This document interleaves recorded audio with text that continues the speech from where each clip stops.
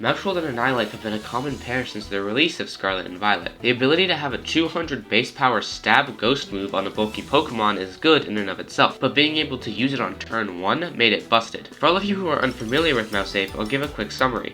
Mausape is a term used to describe the combination of Mausape and Annihilate.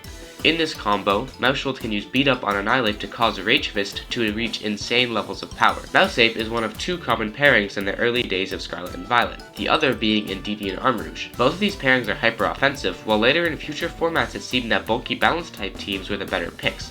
In Regulation A and B, Mausape, Dozo, and Indeedee and Armarouge dominated. These were the three major combos a player would have to look out for. In Regulation C, all of these pairings fell off. Why? Well, firstly, Indeedee and Armarouge had a hard time dealing with the Ruin Pokemon, especially Ting-Lu. Ting-Lu's ability and typing made it difficult for Indeedee and Armarouge to break through on their own, and so they stopped being played.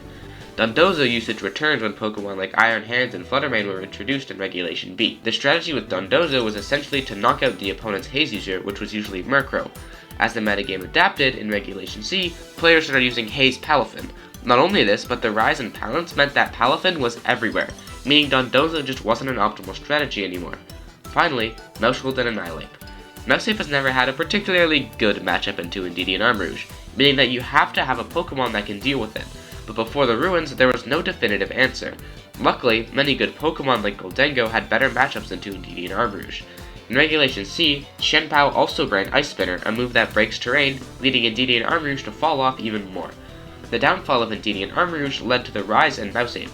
Mausape was a strategy that players had to prepare for going into Regulation C and to a lesser extent Regulation B tournaments. So why is there none in Regulation E?